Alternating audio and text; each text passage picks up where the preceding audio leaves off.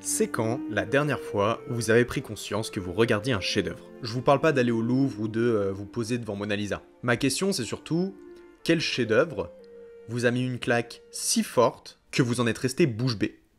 Ça peut arriver. Quand on se retrouve dans une salle de cinéma, c'est pas rare de rester figé devant le générique de fin d'un film sans comprendre la folie qu'on vient de voir. Beaucoup ont vécu ça devant certaines masterclass récentes. Ça me l'a fait devant Dune. Mais avoir ce genre de choc, chez soi, devant sa télé, c'est un peu plus rare. C'est vrai que c'est pas souvent qu'on se retrouve devant une série Netflix à se dire « Waouh, celle-là je vais vraiment m'en souvenir très longtemps ». De mon côté, la fois qui m'a le plus marqué, c'est devant l'épisode 1 d'une série bien trop méconnue. Je vous pitch le truc vite fait. Jack a la tête sur les épaules. Je pense littéralement que c'est la meilleure manière de le décrire. Il n'a pas eu une vie facile. Entre un père alcoolique et violent, et son engagement dans l'armée, il a appris à se faire respecter. Il est forte tête et sait prendre des décisions importantes quand c'est nécessaire.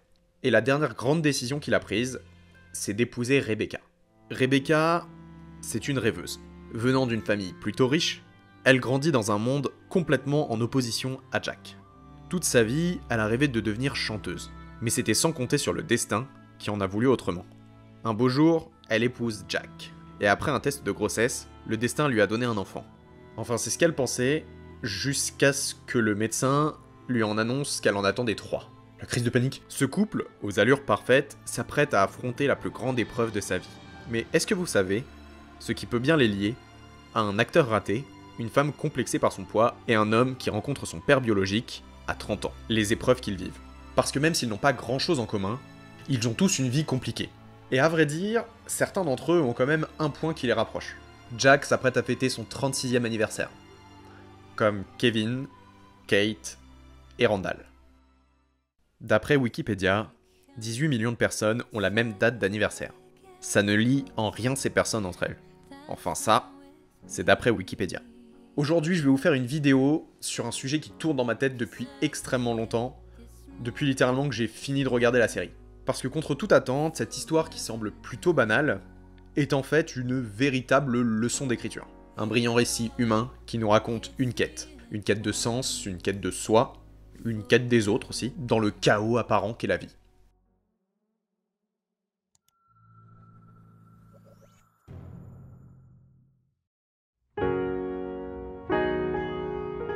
Alors petit disclaimer, si vous êtes arrivé jusqu'ici et que vous n'avez pas vu la série dont on va parler aujourd'hui, This Is Us, je vous invite à quitter la vidéo, parce que c'est vraiment trop important, et que c'est vraiment trop bien pour que vous découvriez ce chef-d'œuvre dans une vidéo YouTube.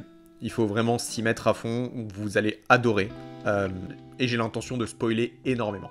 Donc, allez regarder ça, et revenez dans 6 saisons. C'est vraiment une expérience à vivre, et surtout à subir. Voilà, c'était le disclaimer, on peut reprendre. On va parler des prémices du projet. Et notre point de départ, c'est son créateur, Dan Fogelman. Dan, son nom ne vous dit probablement rien. Pourtant, il est très présent dans le monde du cinéma depuis un petit moment. Après avoir grandi dans le New Jersey, il se lance dans le cinéma en tant que producteur et scénariste, et dès les débuts de sa carrière, il marque un grand coup. Il fait partie de l'équipe de travail sur le scénario d'un dessin animé Pixar qui a marqué pas mal son temps, et même pas mal de générations, Cars. Après le succès de Flash McQueen, il entre dans les petits papiers de Disney qui n'hésitent pas à faire appel à lui sur d'autres projets d'envergure. Il est contacté pour venir en aide sur d'autres films d'animation, comme Volt. Vous savez, le chien là avec des super pouvoirs. Enfin, il croit qu'il a des super pouvoirs. La pire chanson de Disney d'ailleurs. Même si cette fois, c'est pas si fameux. Il revient en force avec une princesse, et probablement la meilleure princesse de ces 2 dernières décennies, Réponse. Alors encore une fois, c'est pas lui qui a fait Réponse, il a participé au scénario avec plusieurs scénaristes. C'est d'ailleurs là qu'il rencontre Mandy Moore, une personne qui aura une certaine importance dans notre histoire par la suite. C'est Rebecca, tout simplement. Y a pas de suspense à avoir sur ce point-là. Si vous avez suivi l'intro, vous voyez et vous avez compris. Pour ses premiers pas en dehors des films d'animation, Dan écrit sur des films comme Crazy Stupid Love, qui est vraiment une petite masterclass avec Ryan Gosling, Steve Carell et Emma Stone. Déjà là, il commence à aborder des thématiques intéressantes, la séparation d'un couple marié avec des enfants, le fait de devoir se reconstruire et plein d'autres choses, ce qui annonçait déjà les prémices de This Is Us, même si on oublie l'aspect humoristique avec cette série. Quoique, à la base, pour certains des acteurs, quand ils ont lu le script, ils pensaient que la série allait être beaucoup plus drôle que ce qu'elle en est réellement, même s'il y a des très bonnes vannes. Dan a également écrit et réalisé le film Danny Collins, avec Al Pacino en 2015, qui explorait des thèmes de rédemption et de seconde chance, qui montre sa tendance à vouloir nous faire chialer, avec des histoires assez perturbantes humainement. En fait, il travaille sur des projets de plus en plus importants, jusqu'à ce qu'il ait le déclic qui lui donne l'idée parfaite. Et le déclic, c'est qu'en 2015, Dan a perdu sa mère. Le choc l'a poussé à une grande réflexion sur lui-même et l'impact que cette dernière a eu sur lui. Cette réflexion, il l'a liée à un autre constat. À ce moment-là, Dan a 36 ans. Il est en couple et sur le point de se marier. Il regarde aussi les gens qui l'entourent, ses amis notamment.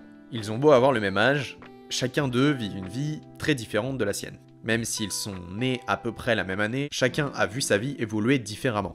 Certains ont déjà des enfants, d'autres ont perdu des membres de leur famille, ont affronté des maladies difficiles. Ils commencent alors à réfléchir à la manière dont les histoires familiales se transmettent à travers les générations, comment les événements du passé continuent d'affecter le présent, et particulièrement, comment des choix de vie peuvent amener des personnes qui ont les mêmes points de départ à vivre des vies si diamétralement opposées. En fait, c'est en revenant sur son enfance et ses souvenirs du passé, et en se comparant à celui qu'il est aujourd'hui, qu'il a vraiment fait le rapprochement entre les vies de ses proches et la sienne. Et c'est comme ça qu'il a posé la toute première brique du projet This Is Us. Le projet devait, à l'origine, être un film qui suivait 8 personnes nées le même jour. Mais en cours de développement, il a réalisé que l'histoire aurait plus d'impact en tant que série télé. Chaque épisode pourrait alors creuser plus profondément dans la vie des personnages, et cette décision a permis à la série de développer une structure narrative plus complexe et plus détaillée, offrant aux téléspectateurs une vision intéressante du passé et du présent des personnages qui s'entremêlent pour former un tissu qu'est leur vie. Je sais pas vous, mais je trouve que je suis un excellent poète. This Is Us se veut comme étant le reflet de notre réalité. C'est dans son ADN et même dans les prémices du projet. Voilà, j'ai pas envie d'attendre un peu plus, donc je vais rentrer tout de suite dans le vif du sujet parce que j'ai peur que la vidéo soit un peu longue. Mesdames, messieurs, This Is Us.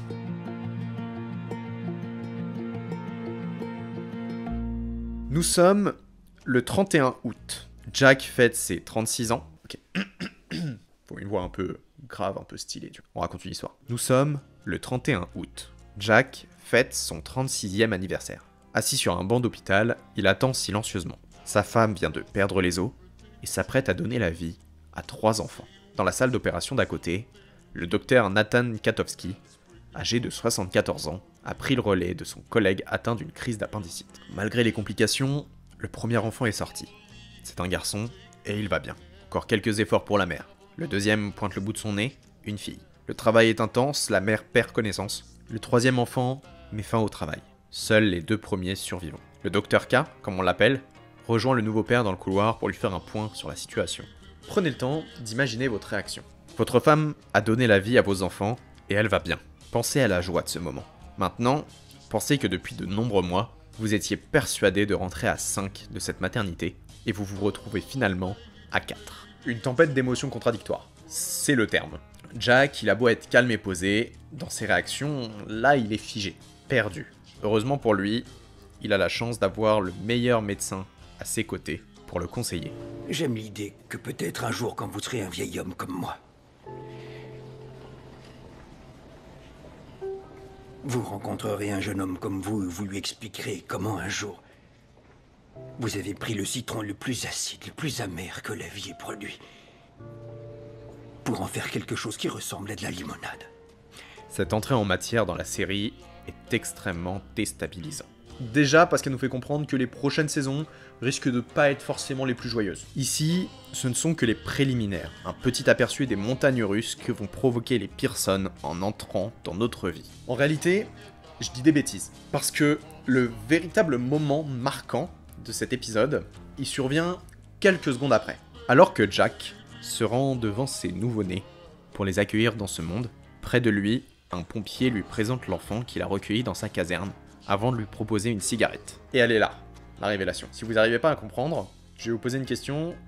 C'est quand la dernière fois que vous avez vu quelqu'un fumer dans un hôpital? Depuis 40 minutes, on nous montre 5 personnes, 4 d'entre elles partageant la même date d'anniversaire, et tout semble les opposer. Des liens apparaissent entre elles pour nous indiquer que, même si c'est flou, il s'agit bien d'une seule et même histoire, mais rien ne nous permet de douter de la continuité temporelle de ce récit. Et si finalement, un quart de l'épisode que vous venez de voir se déroulait 36 ans plus tôt, jour pour jour.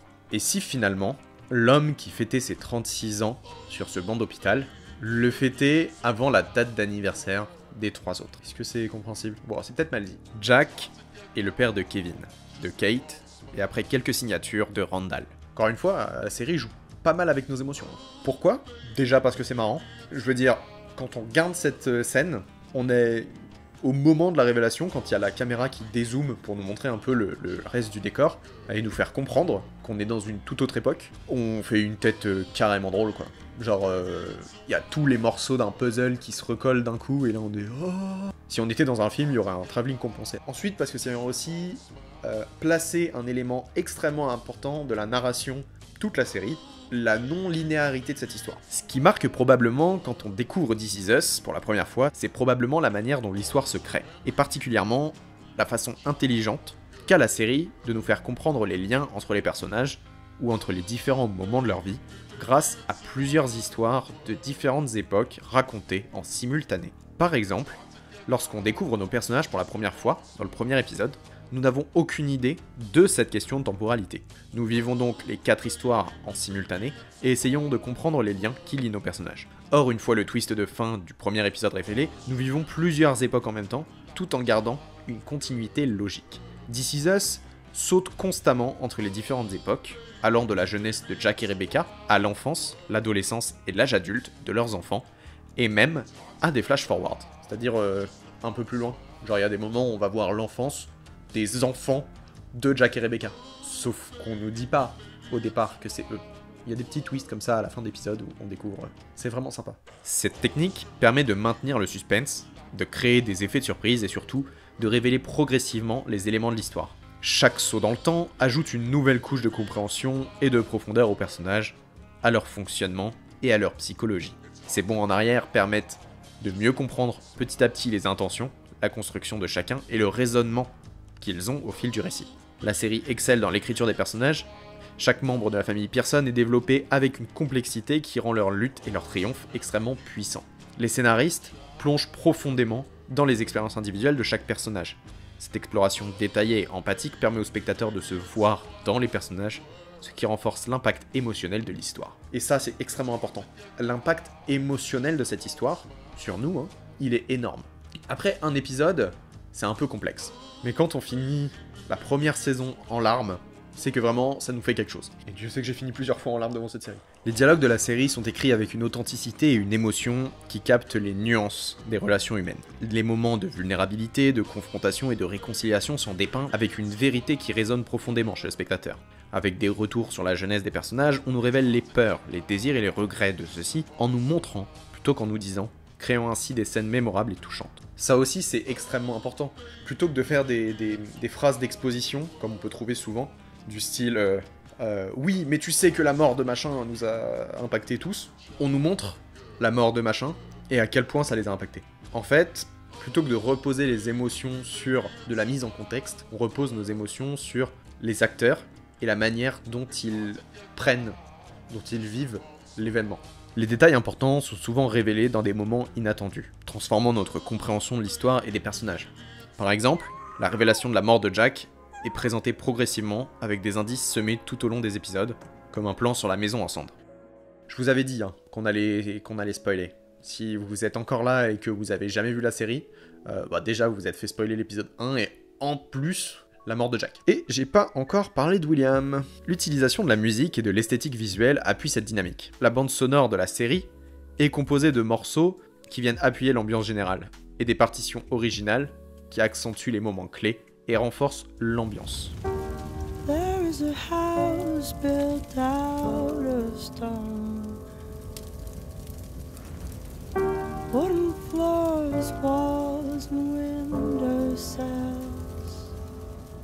Bref, il y a plein d'éléments qui nous aident en gros à nous retrouver dans cette histoire.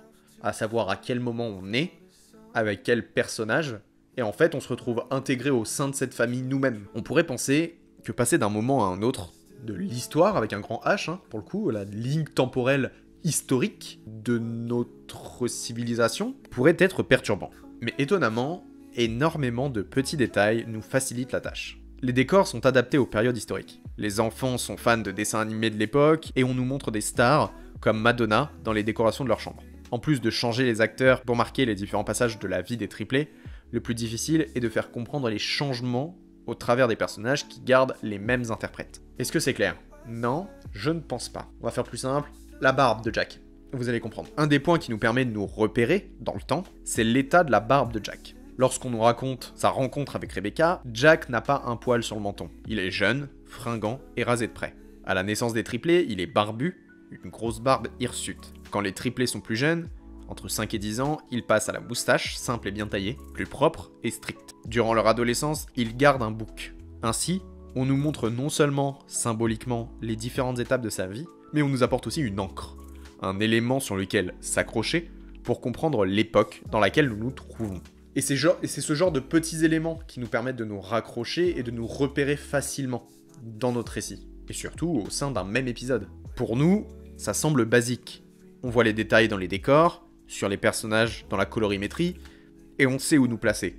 Entre les années 50, pré-guerre du Vietnam, et l'année 2020 post-Covid. Sauf que quand on écrit la série, quand on est de l'autre côté de la caméra et qu'on doit penser à tout ce qui va se passer, c'est plus compliqué. Des films qui se déroulent dans le désordre, il en existe pas mal. Nolan en a fait plein, on peut penser à Tenet ou Memento, surtout Memento, mais c'est des films qui durent 3 heures, et que c'est un scénario d'un film. Or ici, on est sur 6 saisons qui n'ont pas toutes été écrites en simultané. La difficulté quand on est au scénario d'un tel projet est de maintenir un cap clair et surtout de se rappeler d'où en sont nos personnages et quel moment de leur vie semble le plus pertinent pour apprendre une leçon importante. Et pour le coup ici, l'exercice est réussi avec brio. J'en ai pour preuve le travail sur les personnages qui est juste légendaire. Bon évidemment, cette série est incroyable, pas seulement pour son écriture. La réalisation est top, les acteurs sont phénoménaux, c'est vraiment pas facile à dire. Les acteurs sont phénoménaux, c'est pas pour rien que certains ont été récompensés plusieurs fois pour leurs prestations. Je pense par exemple à Sterling K. Brown, qui est époustouflant en Randall, ou à Chrissy Metz, qui est juste magistral en Kate. Et j'ai cité que les deux là, mais Milo Ventimiglia, pareil, en Jack, alcoolique, c'est légendaire. Beaucoup de superlatifs. Bon, j'avoue que dans cette vidéo, je vais vraiment survoler tout ça, uniquement pour me focaliser sur la manière dont sont écrits les personnages et sur leur histoire en eux-mêmes. En fait, je trouve que c'est vraiment super intéressant, plonger dans la tête de chacun d'eux pour voir comment ils ont évolué, comment ils grandissent et comment est-ce que chaque élément de leur vie les a impactés aujourd'hui. Laissez-moi vous faire comprendre à quel point le travail de l'histoire de ces personnages est gigantesque, à l'image du reste de la série. Et on va commencer cette petite analyse psycho, philo, plus psycho j'avoue, avec l'un des personnages centraux de cette histoire, Jack.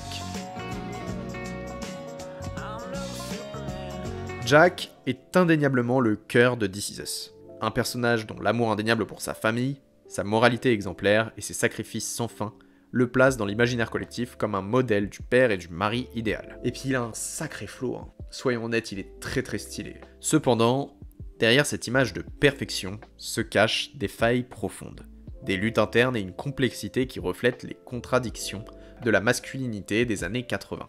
Jack est un homme constamment en quête de rédemption, tiraillé entre son désir d'être le sauveur de sa famille et ses propres démons qui menacent de tout détruire. Jack, c'est l'incarnation même de l'homme qui n'arrive pas à être le héros du film. Ayant grandi avec John Wayne, Steve McQueen et j'en passe, il voit les personnages de ces films comme des hommes idéaux, et surtout comme l'homme qu'il doit être pour sa famille. Un homme fort, sans faille, capable de tout porter et de tout arranger. Or, son histoire, son passé et ses questionnements ne lui montrent que ses propres défauts. C'est, pour utiliser une expression connue, un véritable colosse au pied d'argile. Jack Pearson a grandi dans un foyer dysfonctionnel, marqué par un père violent et alcoolique, une enfance traumatisante qui a façonné sa vision de la famille et son rôle en tant qu'homme. Pour Jack, il est impératif de rompre avec cet héritage toxique. Il se jure de ne jamais répéter les erreurs de son père et de bâtir une famille sur les fondations d'amour, de respect et de sécurité. Cette mission devient le moteur de sa vie. Dès sa rencontre, il doit protéger Rebecca et leurs enfants à tout prix, leur offrir une vie à l'opposé de celle qu'il a connue, leur apporter argent, nourriture et sécurité, même s'il doit se sacrifier, même au péril de sa vie. Lorsque Jack rencontre Rebecca, il voit en elle plus qu'une compagne, mais une raison de se racheter, de prendre un nouveau départ. Le premier regard est un coup de foudre. Alors qu'elle chante dans un bar assez riche et qu'il s'apprête à voler dans la caisse, à peine la voix de celle-ci a résonné qu'il est tombé éperdument amoureux.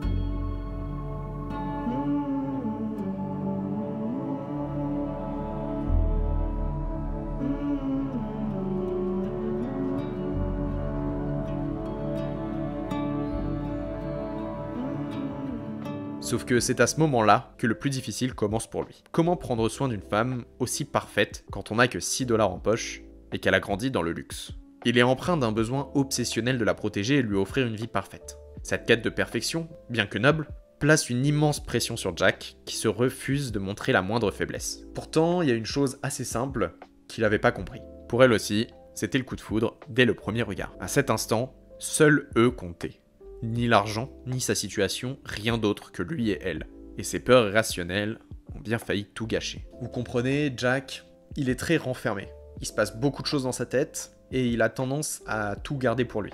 Et ça, même dans son rôle de père. Jack est déterminé à offrir à ses enfants une enfance heureuse et épanouissante. Il veut être le père qu'il n'a jamais eu, celui qui est toujours présent, toujours compréhensif et toujours capable de résoudre tous les problèmes. Ce besoin de perfection est en soi une source de tension. Jack s'impose des standards inatteignables et chaque échec, chaque erreur, pour lui est une source de culpabilité intense. Mais c'est difficile de devenir un prince valeureux pour sa petite fille, un figure de modèle pour ses petits garçons, quand on doit remplir le frigo, et surtout quand on doit faire face aux démons qui nous bouffent de l'intérieur. Malgré ses efforts pour être l'homme parfait, Jack n'est pas à l'abri des démons qui l'ont hanté toute sa vie. On a tous un gros défaut. Certains en ont plus que d'autres, mais c'est pas la question. Jack, son ennemi de toujours, c'est l'alcoolisme. Pendant des années, il a réussi à le camoufler, à sa femme et à ses enfants. Il s'agit d'une lutte qui, comme celle de son propre père, menace de détruire tout ce qu'il a cherché à construire. L'alcoolisme de Jack est un secret qu'il tente de garder, même à l'écart de Rebecca, par peur d'ébranler l'image de mari parfait qu'il s'efforce de maintenir. Le recours à l'alcool pour Jack est à la fois une échappatoire et une malédiction. Lorsqu'il se sent submergé par la pression de sa vie, par le besoin constant de sauver et de protéger sa famille, l'alcool devient une manière d'engourdir ses émotions, de fuir temporairement cette réalité. Cependant, il est également conscient que l'alcoolisme est ce qui a détruit son père, et il vit dans la peur perpétuelle de suivre le même chemin. Donc pour résumer un petit peu là où on en est, il a tendance à se renfermer sur lui-même dès qu'il rencontre un problème, dès qu'il n'est pas capable d'être le père modèle de ses enfants ou d'être le mari parfait pour sa femme. Donc il renferme tout ça, ça bouillonne dans sa tête, et du coup, quand c'est trop pour lui, il va boire un coup. Cette addiction crée une fissure dans son mariage avec Rebecca. Bien que profondément amoureux, leur relation est mise à l'épreuve par les mensonges, les cachotteries et les moments où Jack est absent émotionnellement à cause de l'alcool. Rebecca, bien qu'initialement consciente de l'étendue du problème, finit par découvrir la vérité, ce qui conduit à des confrontations déchirantes. Pour Jack, admettre son problème d'alcoolisme est une trahison envers l'image qu'il veut projeter, mais c'est aussi une réalité qu'il ne peut plus ignorer. Encore une fois, il ne comprend pas sa colère. Jack pense qu'elle lui en veut d'avoir brisé l'image qu'elle avait de lui, mais elle n'en a que faire des apparences. Au moment du conflit, Rebecca lui en veut d'avoir failli à son rôle de figure paternelle, délaissant le temps passé avec ses enfants pour une bouteille sur le comptoir d'un bar. Elle veut qu'il soit parfait pour lui-même, pour celui qu'il veut être dans le souvenir de ses enfants. Le combat de Jack contre l'alcoolisme, c'est en fin de compte un combat qu'il a contre lui-même. Un affrontement entre lui et le fait de reconnaître ses propres failles. Bien qu'il parvienne à se ressaisir, à demander de l'aide et à tenter de surmonter cette addiction, l'impact sur sa relation avec Rebecca est durable. Leur mariage, bien qu'empreint d'amour, est marqué par cette lutte, par la peur que l'histoire familiale se répète, par le doute que Jack puisse réellement être l'homme qu'il aspire à être. Malgré ce défaut, Jack réussit quand même à incarner les idéaux et les contradictions de la masculinité telles qu'elles étaient perçues à l'époque. Cette époque exigeait des hommes qu'ils soient les piliers de leur famille, les pourvoyeurs infaillibles et les protecteurs invincibles. Pour Jack, ces attentes sociales ne sont pas simplement des directives extrêmes, mais des convictions profondes qu'il a intégrées dès son plus jeune âge. Être un homme pour lui signifie ne jamais faiblir, ne jamais montrer de vulnérabilité et surtout, ne jamais laisser sa famille dans le besoin. Et on va dire que faire l'armée et aller se battre au Vietnam, ça n'a pas vraiment aidé à enlever cette image qu'il avait dans sa tête. Cette vision rigide de la masculinité est à la fois la plus grande force de Jack et sa plus grande faiblesse. D'un côté, elle lui donne la détermination de surmonter d'innombrables obstacles pour le bien de sa famille. De l'autre, elle l'enferme dans un rôle où il est incapable de demander de l'aide, de partager ses peurs et ses doutes. Cette incapacité à exprimer ses vulnérabilités le pousse à refouler ses émotions et à chercher du réconfort, encore une fois, dans l'alcool, qui va finir par l'isoler. Mais c'est pas l'alcoolisme qui va réellement causer la perte de Jack. C'est bien les failles en lui et le besoin d'être un sauveur. Le besoin de Jack de voir sa famille heureuse est non seulement une mission qu'il s'impose, mais aussi une obsession qui finit par le conduire à la mort. Le jour de l'incendie qui ravage la maison, Jack montre une fois de plus qu'il est capable de sauver tout le monde. Comme à l'époque du Vietnam, malgré les dangers, il retourne dans la maison en flammes pour sauver le chien de la famille et des souvenirs précieux pour sa fille et sa femme. Ce geste, héroïque, s'avérera fatal. L'inhalation de la fumée causera une crise cardiaque qui mettra fin à sa vie. Oh, j'en ai des frissons là, ça me... C'est vraiment une scène très intense. Hein. Le moment où il décède, c'est très très dur, surtout du point de vue de Rebecca. La mort de Jack est le point culminant de son besoin absolu de protéger et de sauver sa famille. Ce sacrifice ultime est emblématique de tout ce que Jack a été. Un homme prêt à tout pour ceux qu'il aime, incapable de laisser quoi que ce soit au hasard, même lorsque sa propre sécurité est en jeu. Sa mort est tragique, non seulement parce qu'elle prive sa famille d'un mari et d'un père aimant, mais aussi parce qu'elle illustre les conséquences dévastatrices des pressions qu'il s'est imposées tout au long de sa vie. Et à côté de ça, l'héritage que Jack laisse à ses enfants est assez mitigé. Malgré le fait qu'il ait tout fait pour être parfait, c'est surtout ce truc-là qui va causer tout le contraire. D'un côté, il représente l'idéal du père et du mari, une figure aimante et sacrificielle qui a tout fait pour sa famille. De l'autre, il incarne les failles de la masculinité, piégé entre les normes de l'époque, qui exigeaient force, résilience et stoïcisme à tout prix. Pour ses fils, voulant le prendre pour exemple, ils vont tous deux tomber dans les mêmes travers que lui, causant de terribles crises d'angoisse à Randall lorsqu'il ne peut pas être l'homme de la situation, et des problèmes d'addiction avérés pour Kevin, qui ne peut pas s'empêcher de gâcher sa propre vie. Jack, c'est vraiment une figure qui nous pousse à remettre en question notre manière de voir la vulnérabilité. Il est une figure tragique dans le sens où ses grandes forces sont aussi ses plus grandes faiblesses, créant une dynamique assez complexe qui reflète les défis auxquels de nombreux hommes de son époque ont été confrontés. Et pas seulement ceux de son époque. Voilà, ça c'était pour Jack. J'ai pas fait le tour avec lui, mais pour pouvoir parler plus en détail de l'impact qu'a eu sa mort sur le reste de l'histoire, il faut absolument que je vous parle des autres personnages. Et le premier qui est réellement important dans ce récit, et qui est extrêmement marquant, c'est Randall.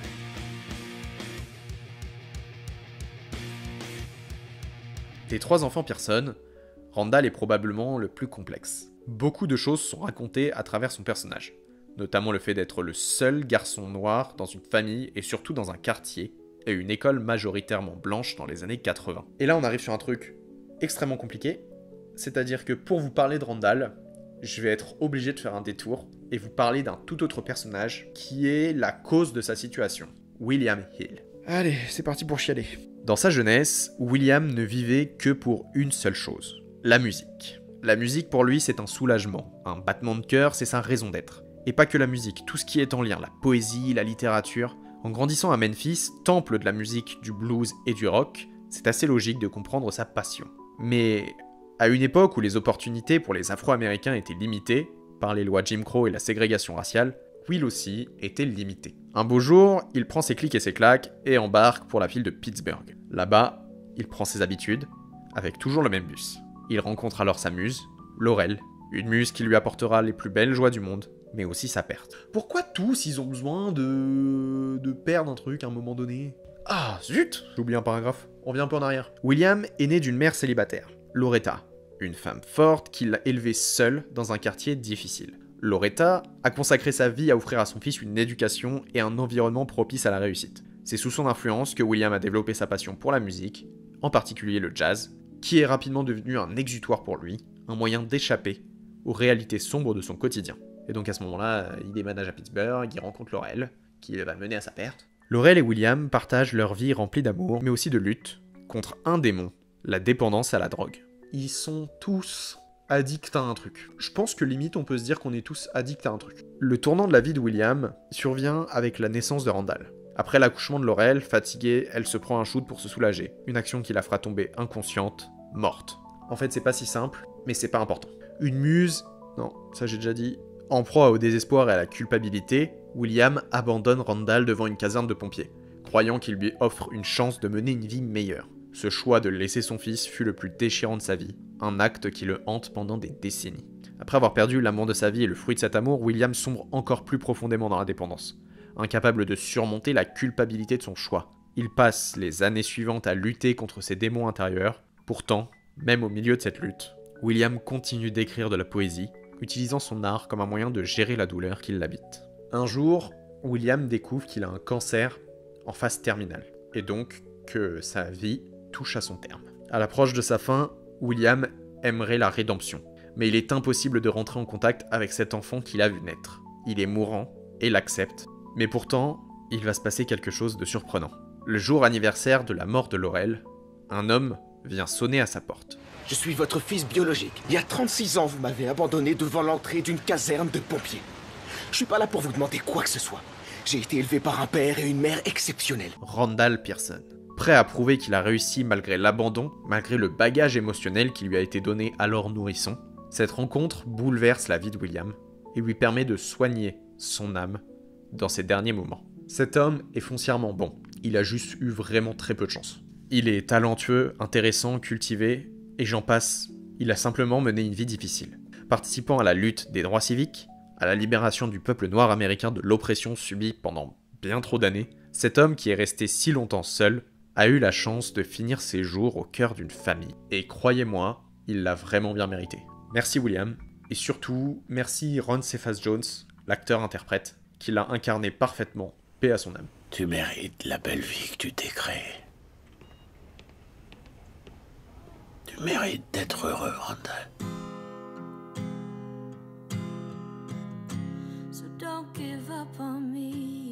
Je vous jure que la scène du décès de William dans cette série, personne s'en met. C'est un désastre. Bon, maintenant qu'on chiale tous, on peut enfin parler de Randall. Randall Pearson est introduit dans la série comme un homme apparemment accompli. Un cadre de haut niveau, un père dévoué, un mari aimant. Mais dès le début, il est clair que sous cette surface de succès se cache une lutte constante. Adopté par Jack et Rebecca, Randall a grandi dans un environnement aimant, mais également marqué par le poids de sa différence. Un enfant noir dans une famille blanche, évoluant dans une communauté souvent homogène. Dès son plus jeune âge, Randall se distingue par son intelligence exceptionnelle, sa curiosité et son désir incessant de réussir. Sa vie est également marquée par un sentiment profond d'inadéquation. Bien qu'il soit entouré d'amour, Randall est toujours conscient de sa différence et de l'absence d'une véritable connexion à ses racines biologiques. Sa famille ne lui fait jamais ressentir ça, c'est dans le regard des autres, dans les petits détails de conversation, et j'en passe, que cette différence transparaît. Et en fait, cette impression d'être toujours l'autre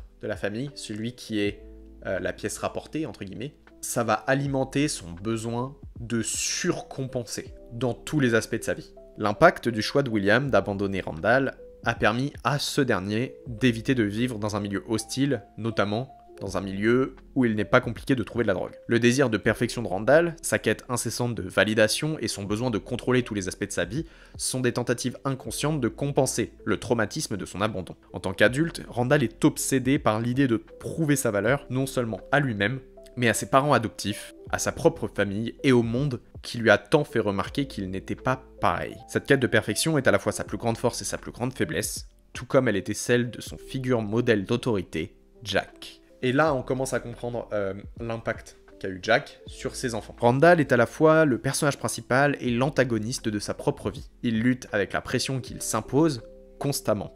Sa carrière professionnelle est marquée par un besoin compulsif de réussir, ce qui le conduit souvent à négliger sa propre santé mentale et son bien-être personnel. Une santé mentale qui manquera de lui faire perdre le contrôle plusieurs fois. Parallèlement, en tant que père et mari, il est déterminé à offrir à sa famille la stabilité qu'il a connue, en corrigeant le ressenti d'être un étranger dans le cocon familial. Cependant, cette détermination à être parfait dans tous les domaines conduit Randall à s'épuiser mentalement et émotionnellement, provoquant des crises d'anxiété et de panique qui révèlent la fragilité sous-jacente de son état mental. À vouloir en faire trop et satisfaire tout le monde au détriment de sa personne, il se retrouve submergé par la peur, l'angoisse et le désespoir. Quand Jack est submergé, il boit. Quand Randall est submergé, il prend un défaut de son père biologique, il angoisse. Il fait des crises d'angoisse. Les choix de William ont eu un impact profond sur la vie de Randall, façonnant non seulement son identité, mais aussi ses relations avec les autres. Laisser Randall au Pearson a permis à ce dernier de grandir dans une famille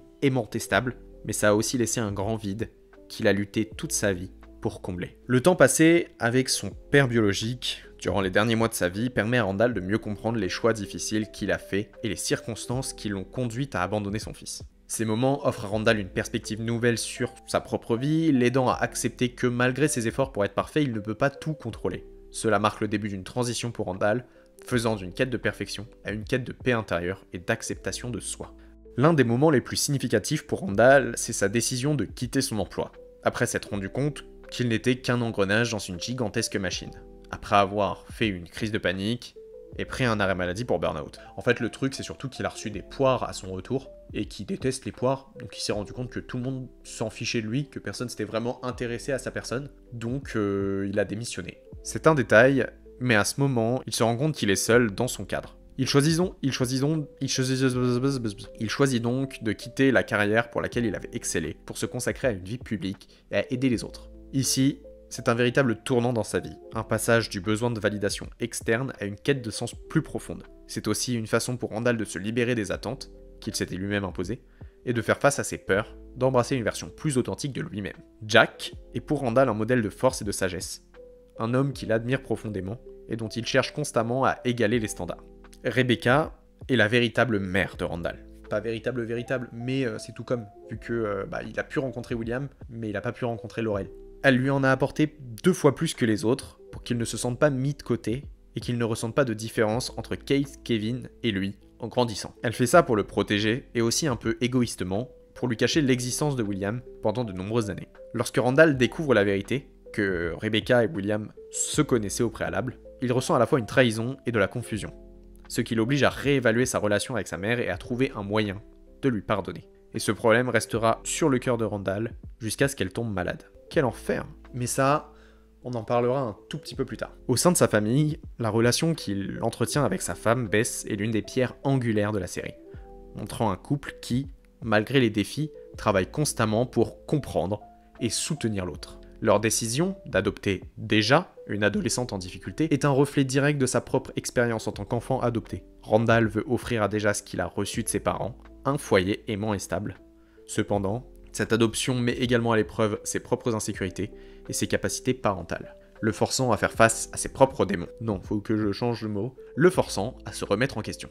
Bess est probablement le personnage le plus important dans la vie de Randall. Elle est à la fois la personne qui compte le plus pour lui, qui sait le retenir, mais qui n'hésite pas à le confronter sur ses comportements perfectionnistes, et sur l'impact de son stress sur leur famille. Leur relation, elle est vraiment très intéressante.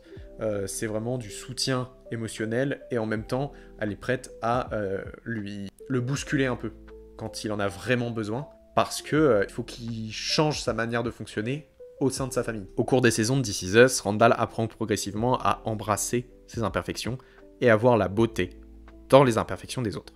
Il commence à comprendre que la vie n'est pas une série d'objectifs à atteindre, mais bien un processus continu de croissance et d'apprentissage. Sa rencontre avec William lui enseigne la valeur du pardon et l'importance de vivre authentiquement. Authentiquement.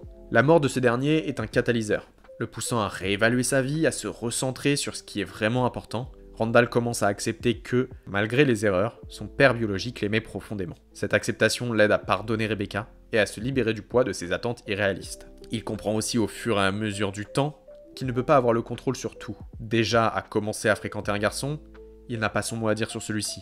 Tess fait son coming out et là-dessus, il n'a aucune maîtrise. Il doit l'accepter pour le bien de son enfant, puis on n'est plus au 15e siècle quoi. À un moment donné, faut peut-être évoluer un peu. Randall apprend petit à petit qu'il ne peut pas avoir le contrôle sur tout.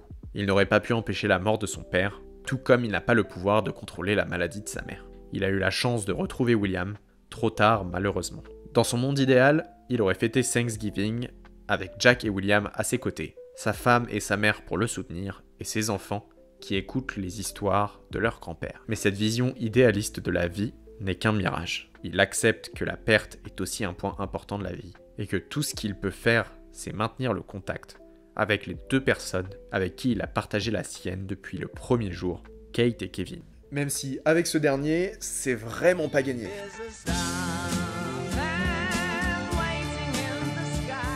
Contrairement à Randall, Kevin lutte pour se détacher de l'étiquette qui lui ont été imposées dès son plus jeune âge, celui du beau gosse et du garçon populaire. Vous voyez le cliché des séries un peu genre Beverly Hills, avec le quarterback de l'équipe de football qui sort avec la capitaine des cheerleaders, bah c'était Kevin. Dès son enfance, il a été celui qui semblait avoir la vie facile, doté d'un charme naturel, d'un talent particulier pour le football américain, mais tout ça, ce n'était qu'une façade. Kevin a toujours ressenti une profonde insécurité exacerbée par la manière dont sa famille et le monde extérieur percevaient son frère Randall. Entre son père qui chouchoute sa sœur et sa mère qui semblait beaucoup plus préoccupée du bien-être de son frère, il a toujours eu l'impression d'être l'enfant délaissé. Le parcours de Kevin est marqué par un contraste saisissant avec celui de Randall.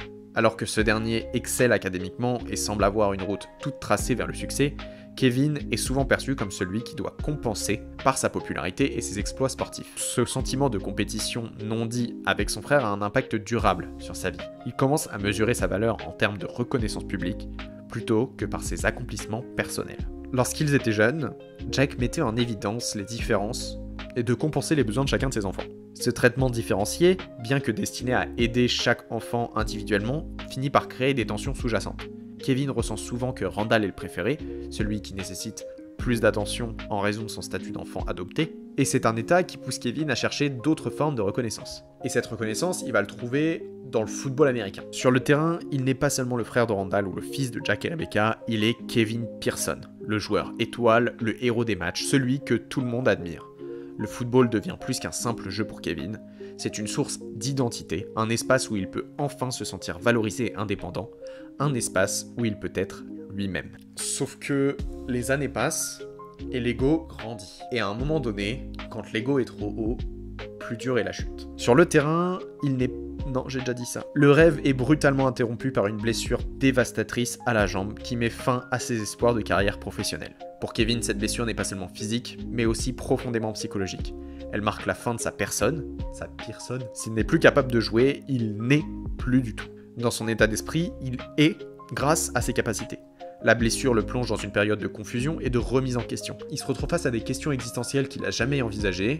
Qui est-il sans le football et qui est-il tout court? Cette blessure symbolise la désillusion de Kevin envers l'idée de perfection qu'il s'était construite. Contrairement à son frère qui lutte pour atteindre la perfection à travers ses réalisations académiques, Kevin se rend compte que sa propre quête de perfection est bâtie sur des fondations fragiles. Le football pour lui représentait non seulement un moyen d'échapper aux attentes familiales, mais aussi un moyen de prouver sa valeur. Avec la perte de ce rêve, Kevin doit redéfinir sa propre valeur et trouver un nouveau chemin dans la vie. C'est là que commencent les vrais problèmes. Parce qu'en plus de faire face à cette remise en question, retrouver une voie professionnelle, qu'est-ce qu'il va faire de sa vie? Il va faire face à un autre événement extrêmement difficile, la mort de Jack. Kevin se tourne vers le monde du spectacle. Utilisant son charisme naturel pour percer dans le milieu du divertissement au théâtre d'abord, il décroche un rôle dans une sitcom qui deviendra très populaire, The Manny, qui le propulse sous les feux de la rampe. Et c'est là que la série commence pour lui à l'âge adulte. Malgré son succès apparent, Kevin se sent profondément insatisfait. Jouer Manny lui offre la célébrité, mais cette reconnaissance semble vide à ses yeux. Le personnage qu'il incarne dans la série est un stéréotype, loin de la complexité qu'il aspire à explorer en tant qu'acteur. Il atteint la célébrité, la reconnaissance qu'il voulait en tant qu'individu à part entière, au sein de la famille Pearson, comme il l'était au lycée. Mais il se rend compte que l'image qu'il transmet est purement esthétique, et que sans son corps d'Apollon, il n'est qu'un acteur vide. Cette insatisfaction reflète une lutte plus profonde chez Kevin, un besoin désespéré d'être pris au sérieux, non seulement par le public, mais aussi par sa propre famille. Tout au long de sa carrière d'acteur, Kevin cherche des rôles qui lui permettraient de prouver qu'il est plus qu'un simple beau visage. Ses désirs de validation est une extension de son besoin initial de se démarquer de Randall, d'être reconnu pour ses propres mérites et non simplement pour son apparence. Il veut pouvoir rentrer chez lui avec les félicitations, comme son frère quand il revenait avec un A+. Ses doutes amènent Kevin à faire des choix impulsifs, autodestructeurs, reflétant son incapacité à faire face à ses insécurités. Il plonge dans l'alcoolisme, qui devient un moyen de noyer ses doutes et ses peurs. Une dépendance qui fait écho à celle de Jack. Pour Kevin, l'alcoolisme est à la fois une tentative de se rapprocher de la mémoire de son père et une manière d'échapper à ses propres échecs. Elle m'a dit, Kevin, si tu refuses de t'accorder le droit de pleurer, la mort de papa, c'est comme si tu prenais une grande inspiration et que tu la gardais en toi, là, pour le reste de ta vie. En fait, il y a une relation très bizarre qui se crée entre Jack et Kevin, dans la tête de Kevin. Il le voit à la fois comme une source d'inspiration et comme une très grosse pression. Là où Jack avait pour objectif de ne pas reproduire les erreurs de son père, Kevin idolâtre le sien, le mettant sur un piédestal et le glorifiant comme un homme parfait sans défaut. Il essaye de l'égaler, cherchant constamment à être à la hauteur de ses attentes, mais il ne se rend pas compte des imperfections de celui-ci. Il ne se rend pas compte que l'image qu'il a de lui est la raison pour laquelle il est mort. Même si Kevin admire Jack, il le voit aussi comme ce dernier voyait les personnages de films. Kevin, sans s'en rendre compte, glorifie la masculinité toxique de l'ancien temps, et sans voir les gros points noirs qui ont caché la vie de ses parents. L'alcoolisme de Jack sur Kevin a un impact double. D'une part, il crée un désir intense chez Kevin de ne pas répéter les erreurs de son père, de prouver qu'il est fort et résilient. D'autre part, il fait naître en lui la peur constante d'échec. Une peur de ne pas être à la hauteur de l'image idéalisée de son père. Une peur qui alimente son besoin de validation et son incapacité à trouver la paix intérieure. Pendant qu'il est en proie au doute, la mort de Jack laisse un vide encore plus grand pour Kevin. Un vide qu'il tente de combler par divers moyens tout au long de sa vie. Sa carrière, ses relations et même ses luttes avec l'alcool sont en partie des tentatives pour faire face à cette perte et pour honorer la mémoire de son père. Je suis pas sûr de l'utilisation du mot honorer dans cette situation, je vous laisse en décider par vous-même. Donc évidemment, à un moment donné, Kevin va enclencher un processus pour essayer d'aller mieux et de se reconstruire personnellement. Surtout que là, ça va faire 15 ans que son père est décédé, et même plus que ça, 36. Quoi, il avait 17 ans quand il est mort? Faites le calcul, il avait quasiment 20 ans. Et il est toujours endeuillé par cet événement. Ce processus est déclenché par plusieurs événements marquants, notamment la découverte de la réalité sur la dépendance de son père, et les répercussions de ce comportement sur ceux qu'il aime. Kevin se rend compte qu'il ne peut plus continuer à fuir ses problèmes, et qu'il doit les affronter pour avancer. Il entre alors dans une quête de rédemption. Sa première décision est de se réconcilier avec son passé. Il quitte Hollywood et choisit de se consacrer à des projets qui ont un sens plus profond pour lui. Il cherche à réparer ses relations, notamment avec sa famille et avec ses anciens amours. Cette période est marquée par un désir sincère de devenir un homme meilleur, non seulement pour lui-même, mais aussi pour ceux qui ont compté pour lui. Il revoit alors Sophie. Vous savez, Sophie, c'est... Quand je disais qu'il était le chef des quarterbacks, bah Sophie, c'était la chef des cheerleaders. Et elle mérite bien mieux que lui. Et il va voir un psy. Et ça, c'est pas plus mal. Il commence à réaliser que la vraie réussite ne réside pas dans la célébrité ou la reconnaissance publique, mais dans la capacité à être avec soi-même et à trouver un sens plus profond dans son travail et ses relations. C'est là qu'il commence à voir au-delà du voile qui lui cachait la réalité durant son enfance, notamment par rapport à son père et surtout par rapport à son frère. Les parcours de Kevin et de Randall sont des miroirs déformants l'un de l'autre. Alors que Randall cherche à répondre aux attentes élevées qu'il s'impose, Kevin lutte pour se libérer des attentes qui lui ont été imposées par les autres. Randall cherche la perfection dans la structure et le contrôle, tandis que Kevin la cherche dans l'expression créative et la validation externe. Leur quête identitaire respective les conduit tous deux à une forme de crise existentielle, bien que leur chemin soit très différent. Et c'est du coup pour ça aussi, c'est cette opposition qui fait qu'ils sont en clash pendant toute la série. L'un veut A, l'autre veut B. Et forcément, ça provoque des conflits. Je reviendrai là-dessus, mais on le retrouve quand Rebecca tombe malade, et aussi sur plein de petits points qui les met en confrontation, quoi. Un des aspects les plus fascinants de This Is Us est la manière dont la série explore les répercussions des choix parentaux sur les différents enfants. Alors que Randall se sent surchargé par les attentes de ses parents adoptifs, Kevin ressent une pression différente, celle de ne pas être pris au sérieux, d'être constamment sous-estimé en raison de son apparence et de ses talents superficiels. Cette dynamique crée un fossé entre les deux frères, chacun croyant que l'autre a reçu une meilleure part de l'affection et de l'attention de leurs parents. Cette relation atteint un poids critique lorsque Kevin, dans un moment de vulnérabilité, exprime ce qu'il ressent à Randall.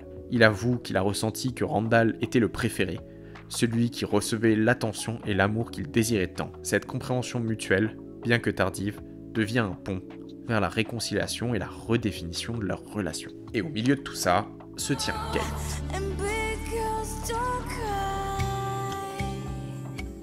Ma transition est vraiment pas folle. En tant qu'unique fille de la fratrie, Kate grandit dans un environnement où elle se sent sous pression, pour répondre à des normes impossibles. Dès son plus jeune âge, elle se compare non seulement à ses frères, mais aussi et surtout à sa mère, décrite comme une femme belle, mince et talentueuse. Kate subit le fait d'être née dans les années 80, à une époque où l'esthétique est à son paroxysme, à une époque où les cours d'aérobic passent en boucle à la télé, et où la société voue un culte à la femme d'intérieur fine et sportive qui s'occupe de la maison et des enfants. Et même si c'est pas forcément voulu, Rebecca est exactement cette femme. Pour Kate, le sentiment d'être différente de ses frères l'empêche de trouver sa propre identité. Kevin, son frère jumeau, est l'archétype du garçon populaire, charmant et sportif, tandis que Randall, l'enfant adopté, est intellectuel, brillant et excelle dans tout ce qu'il entreprend. Les deux sont en rivalité, ils s'opposent. Mais où se placer dans cette relation quand on est le troisième membre du Big Three?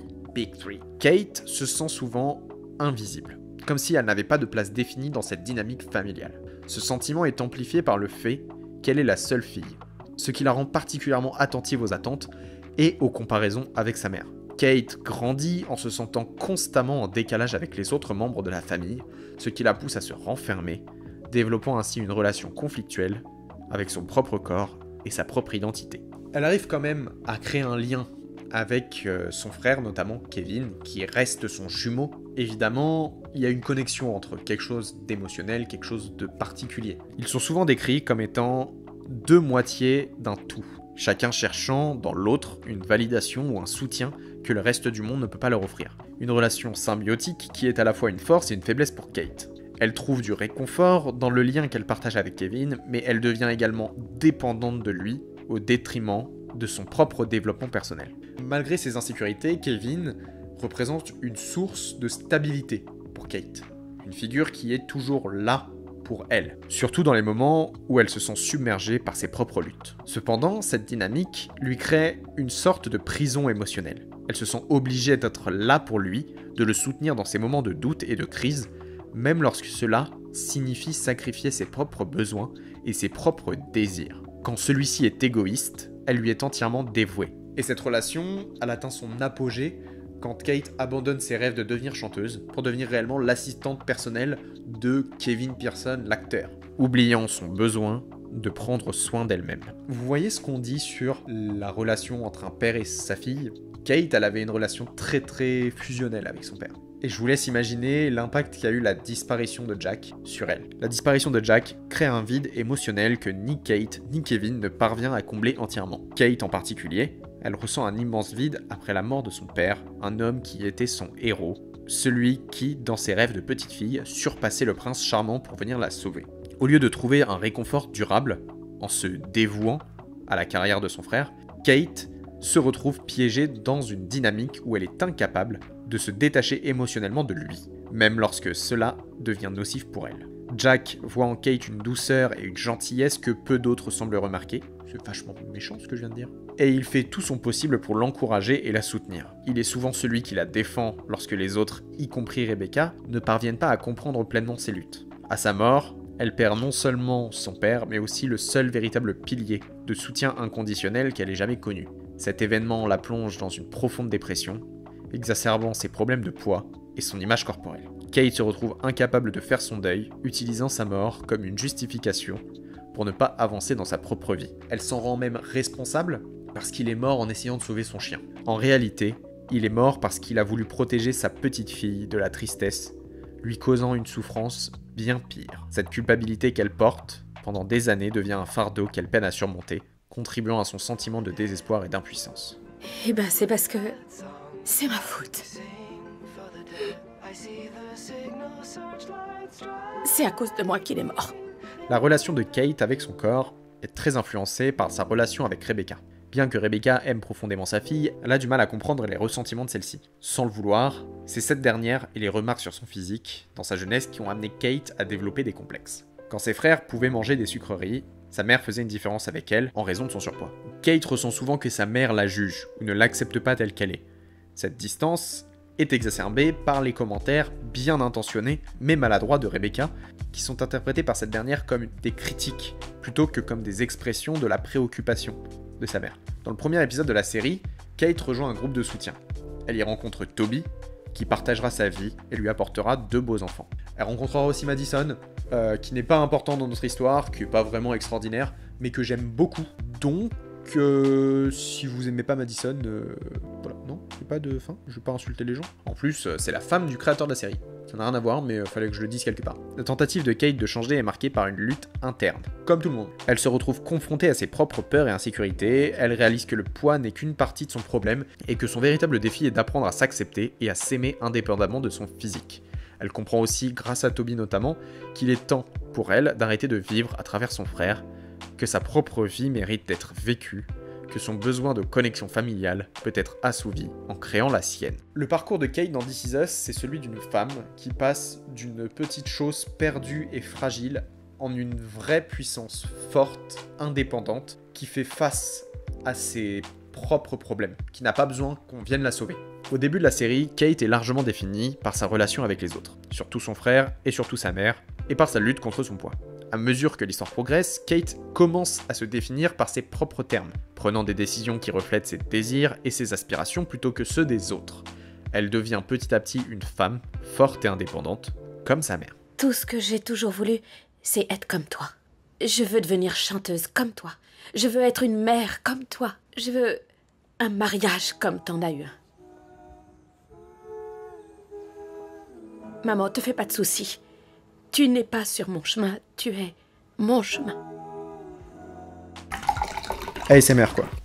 Le moment clé de cette évolution est la décision de Kate d'avoir un enfant avec son mari. Cette décision représente un acte d'émancipation pour Kate et un choix qui montre qu'elle est prête à prendre en main sa propre vie et à créer sa famille indépendamment de l'influence de Kevin ou Rebecca. C'est aussi un signe de sa croissance personnelle, car elle montre qu'elle a finalement appris à s'aimer suffisamment pour se voir comme une mère capable et digne d'amour. En fin de compte, le voyage de Kate dans cette série, c'est celui d'une femme qui se rend compte qu'elle est capable par elle-même.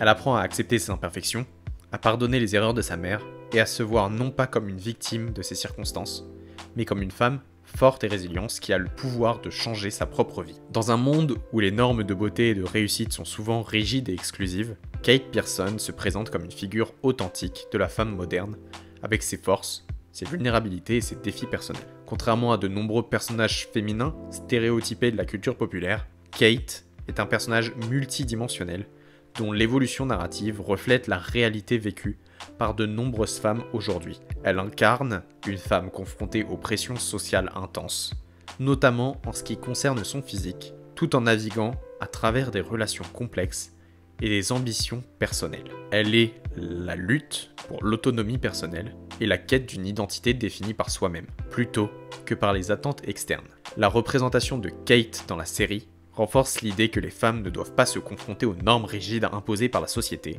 mais qu'elles peuvent et doivent redéfinir ces normes selon leurs propres termes, en refusant de se laisser définir uniquement par son poids et par son rôle de sœur, fille et épouse. Kate montre qu'il est possible pour une femme de revendiquer sa propre identité. Après c'est moi, un homme, qui dit ça. Donc faites ce que vous voulez les filles, girl power. Et du coup, le personnage de Kate me fait une transition parfaite vers le dernier personnage qu'on va traiter dans cette vidéo, qui est déjà bien trop longue. Malgré qu'elles soient tout le temps en confrontation, elles sont assez similaires dans leur approche. Et du coup, il est temps de finir avec ce personnage majeur, Rebecca.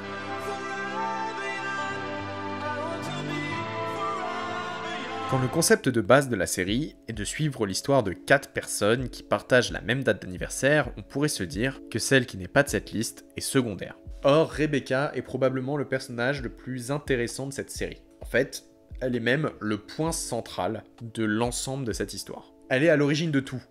Et même si c'est pas son histoire en tant qu'adulte qui est racontée, mais plus celle de ses enfants, c'est elle qu'on va suivre du début à la fin. Parce qu'en réalité, tout ce qu'on a vu n'est que l'histoire de sa vie et son héritage. Alors parlons de Rebecca Pierson. En tant que mère de 3 enfants, elle a porté sur ses épaules le fardeau immense de tenir à flot une famille nombreuse, avec des ressources limitées. Son rôle de mère a souvent pris le dessus sur ses propres inspirations personnelles. Rebecca a dû jongler entre les besoins de ses enfants et la réalité économique difficile, tout en gérant les attentes d'un mari qui, bien que profondément aimant, luttait lui aussi de son côté pour tenir le coup. Dans les années 80, où Rebecca élève ses enfants, les finances de la famille Pierson sont souvent précaires.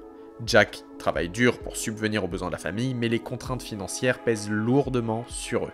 Rebecca se consacre entièrement à ses enfants, mettant de côté ses propres ambitions pour s'assurer qu'ils grandissent dans un foyer aimant et sécurisé. Ce choix, bien qu'il soit commun à de très nombreuses femmes de son époque, est un sacrifice extrêmement important pour elle. Rebecca rêvait autrefois d'une carrière dans la musique, un rêve qu'elle a dû restreindre lorsqu'elle a décidé de fonder une famille avec Jack. Ce sacrifice n'est pas une simple mise entre parenthèses de ses ambitions, mais un renoncement à une part d'elle-même. Pourtant, elle ne laisse jamais transparaître de regrets profonds à ce sujet. Elle choisit de se dévouer corps et âme à sa famille, malgré les défis. Elle a eu le courage d'abandonner la personne qu'elle rêvait d'être pour maintenir sa famille debout. C'est un vrai sacrifice. Même si les Pierson semblent être une famille moderne, ça n'en reste pas moins une époque très arriérée pour le combat féministe. La femme au foyer qui s'occupe de ses enfants et du logis pendant que le mari ramène l'argent à la maison c'était malheureusement la norme. Elle a dû renoncer à être une femme pour devenir une mère. Dis-le à voix haute que ta vie n'est pas... Je n'ai pas de vie! Ma vie, c'est le néant total, Jack. Je suis une femme au foyer qui s'occupe de 3 ados qui n'ont plus besoin de moi. Et j'ai un mari qui débarque tous les soirs à 8 h, quand j'ai un peu de chance, court dans la cuisine, me résume sa journée avant de se pieuter directement à 10 h. Je n'ai pas la moindre vie. Je ne suis plus qu'un fantôme! La force de Rebecca est indéniable.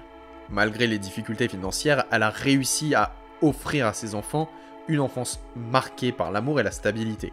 Elle leur inculque des valeurs fortes, comme le courage, la persévérance et l'importance de rester soudés face à l'adversité. Cette solidité morale et émotionnelle devient un pilier pour Kate, même si paradoxalement, elle se sent souvent étouffée par la perfection qu'incarne sa mère. Et là, on a un problème. Quand Kevin et Randall voient leur père comme un modèle de perfection inatteignable, sans se rendre compte de ses défauts, Kate fait de même avec sa mère. Tous se sont rendus compte du travail au quotidien de leur mère. Enfants, ils n'ont jamais manqué de rien, alors qu'encore une fois, les finances n'étaient pas bonnes.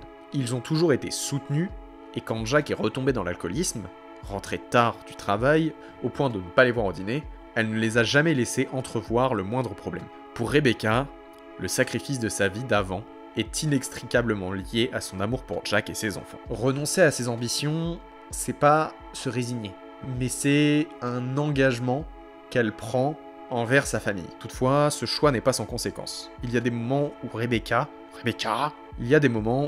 se demande ce qu'aurait été sa vie si elle avait poursuivi ses rêves. Des réflexions subtilement explorées dans la série qui met en lumière les tensions internes qu'elle ressent. Pourtant, elle ne les laisse jamais éclater au grand jour. Kate, qui rêve elle aussi d'une carrière musicale, ressent profondément le poids de ce choix chez sa mère. Elle voit en Rebecca à la fois un modèle de force et un rappel des sacrifices que les femmes font souvent pour leur famille. Elle se retrouve dans la même lutte entre aspiration personnelle et responsabilité qui pèse sur elle. Un conflit qui est central dans sa propre quête d'identité.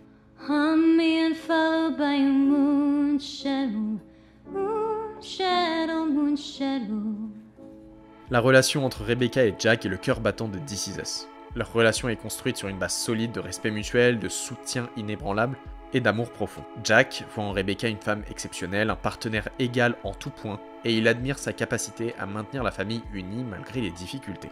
Mais cette relation n'est pas sans ses défis. Jack, avec son propre passé trouble et ses luttes contre l'alcoolisme, apporte dans leur mariage des complications qui ne font qu'accroître la pression sur Rebecca.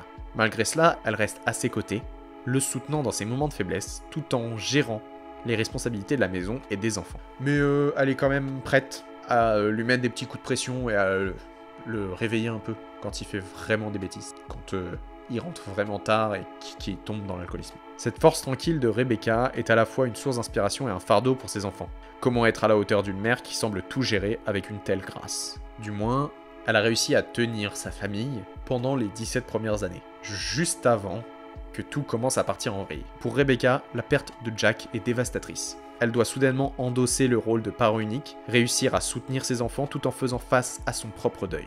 Sa force de caractère est encore une fois mise à l'épreuve, alors qu'elle guide ses enfants à travers la douleur de cette perte. Le décès de Jack devient un point de rupture dans la vie de Rebecca, un moment qui redéfinit sa relation avec ses enfants. On le rappelle, à ce moment-là, ses enfants arrivent à l'adolescence. Donc, forcément, la crise d'ado, tout ça, et donc elle perd l'influence qu'elle peut avoir sur eux.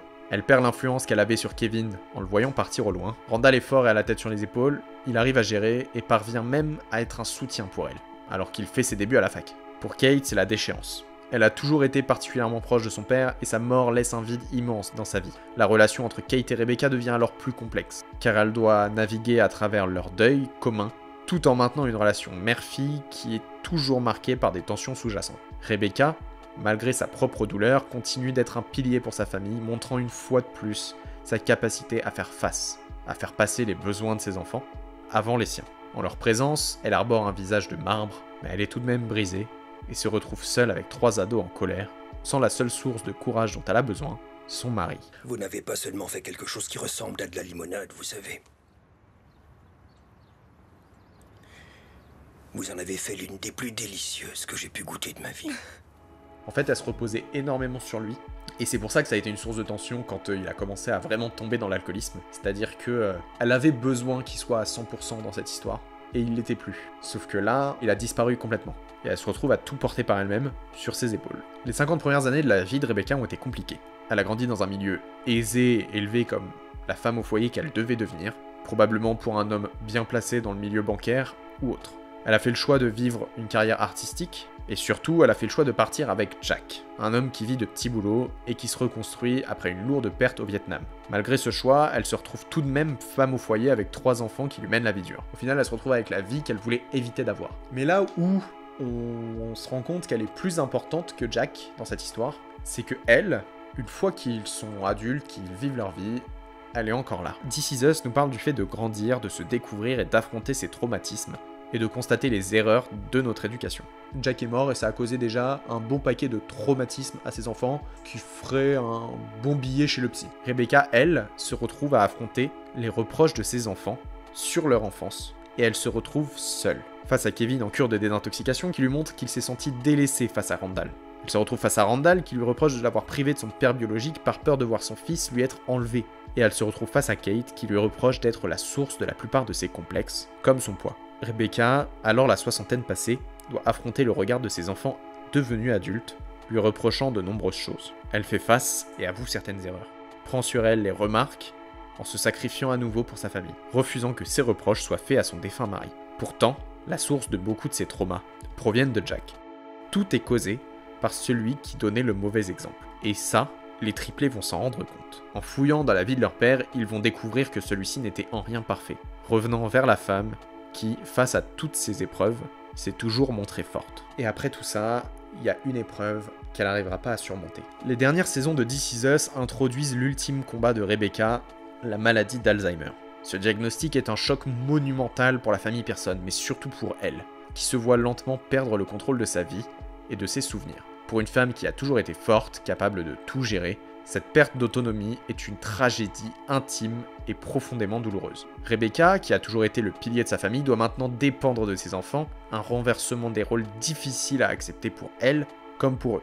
Kate, en particulier, est affectée par la dégradation de la santé mentale de sa mère. Voir Rebecca, autrefois forte et inébranlable, succomber à cette maladie est une épreuve émotionnelle qui réveille en Kate des sentiments de culpabilité, de peur et de perte, mais qui la poussera à se rendre compte de plusieurs choses. Elle ne veut pas vivre la même vie que sa mère, elle ne veut pas se sacrifier au détriment de sa personne, mais tout de même adopter un trait de caractère de celle-ci, être le pilier de sa famille. Kate va devenir forte mentalement, elle va enfin prendre son courage à deux mains, et se tenir droite face à toutes les choses qui la poussent à se renfermer. Être forte face aux remarques sur son poids, être forte pour se reconstruire après un divorce. Randall, de son côté, c'est plus compliqué. Face à la maladie, il va revivre plusieurs traumatismes. Celui d'avoir vu Jack mourir sans pouvoir rien faire, celui d'avoir perdu William sans pouvoir rien faire. Cette fois, il ne veut pas perdre son dernier parent en restant les bras croisés, comme si son obsession maniaque du contrôle pouvait sauver Rebecca. Alors cette épreuve lui fera vivre les phases du deuil avant même son décès, de la colère à l'acceptation, lui permettant de comprendre que certaines choses sont immuables et qu'il n'y peut rien. Enfin, Kevin il a tout de suite compris que sa mère en avait marre de se battre. Il a choisi de profiter du moment et de l'aider à lui rendre ses dernières années de liberté. Mais même face à la maladie, Rebecca continue de faire preuve de dignité et de courage. Elle accepte son sort avec une résignation tranquille, mais aussi une volonté de profiter du temps qui lui reste, de renforcer les liens avec ses enfants, et surtout ses petits-enfants. Son combat contre la maladie devient un acte d'amour pour sa famille, une tentative de leur laisser des souvenirs heureux. Salut. Salut. Rebecca, c'est probablement le personnage le plus fort de cette série. En fait, elle a toujours tout fait pour ses enfants, elle a toujours tout fait pour ses petits-enfants. Quand Kate a accouché en prématuré, elle était là pour son nouveau petit-fils, et surtout pour aider la mère à affronter cette épreuve. Quand Kevin a fait des découvertes, notamment sur le passé de Jack, elle était présente pour l'aider à supporter ça, et surtout à ne pas retomber dans l'alcoolisme. Quand Randall a perdu son père biologique, malgré les différents conflits qu'il y avait entre eux, elle était présente. C'est le pilier de la famille Pearson. Je pense qu'on peut rien dire de plus. Allez, on en finit avec tout ça. Pour vous parler de cette série, j'ai fait le choix de rester sur la famille Pearson, et surtout des 5 personnages principaux. Mais j'aurais pu aller plus loin. J'aurais pu vous parler de Miguel et de la difficulté de voir son meilleur ami mourir avant de se marier des années plus tard avec sa veuve. J'aurais pu vous parler de Nicky, le frère de Jack qui a vu sa vie ruinée par l'État américain et son besoin d'envoyer des jeunes de 20 ans en Asie pour combattre dans une guerre dont ils en ont rien à faire. J'aurais pu vous parler de Bess, une femme qui a la force de tenir sa famille, sa vie professionnelle et son mari sans jamais oublier qui elle est ni d'où elle vient. Bess, meilleur personnage entre tous. Et bien sûr, j'en oublie beaucoup. Toby, Madison, Sophie, déjà, le Dr. K. Dan Fogelman a écrit cette série après la mort de sa mère, rien d'étonnant que la mère de cette famille soit le pilier central du récit. Mais souvenez-vous de ce que je vous ai dit plus tôt. Le pitch de départ, c'est donner un point de départ à plusieurs personnages et voir comment ils évoluent individuellement. Kevin, Kate et Randall sont les membres d'une fratrie. Pourtant, à l'âge adulte, ils n'ont rien à voir les uns avec les autres, que ce soit dans leur tempérament, dans leur vision de la vie, et dans la manière qu'ils ont eu d'affronter les épreuves. Rien ne laisse à penser qu'ils ont un lien. C'est d'ailleurs là-dessus que repose le twist du premier épisode, en fait. On sait qu'ils ont rien à voir ensemble, alors qu'ils sont liés. Et donc forcément la révélation de finale, elle est choquante. Lorsque la série se termine, nos personnages ont 50 ans. Rebecca est allée rejoindre Jack, avec une vie bien remplie. Et même si c'est la fin de cette famille Pearson, ce n'est pas la fin de LA famille Pearson. Randall et Bess ont eu 3 filles et chacune d'elles est devenue adulte. Kevin a affronté aussi la parentalité, avec des jumeaux. Kate a tenu bon, malgré un fils malvoyant, une adoption et un divorce. Leur histoire aux 3, elle est finie, mais la vie continue. On sait parce que on nous montre que la vie continue, on nous montre Jack, le fils de Kate, qui va rencontrer la femme avec qui il va partager sa vie, et qui va réussir. Là où sa mère et sa grand-mère avaient laissé tomber, il va devenir une véritable star de la musique. La famille Pearson aura vécu beaucoup de choses, traversé plusieurs décennies et assisté à un bon paquet de finales de Super Bowl. Malgré les aléas, les maladies et j'en passe, chacun d'eux aura finalement réussi à se trouver, et à s'entourer et à grandir. Cette histoire est parlante parce qu'elle parle de nos vies à tous. Parce que cette histoire est loin d'être celle de Jack, Rebecca, Kevin, Kate et Randall. Cette histoire, c'est la nôtre. Elle commence bien avant nous et elle continuera bien après. Cette série, c'est rien d'autre que la vie et elle se déroule sous nos yeux.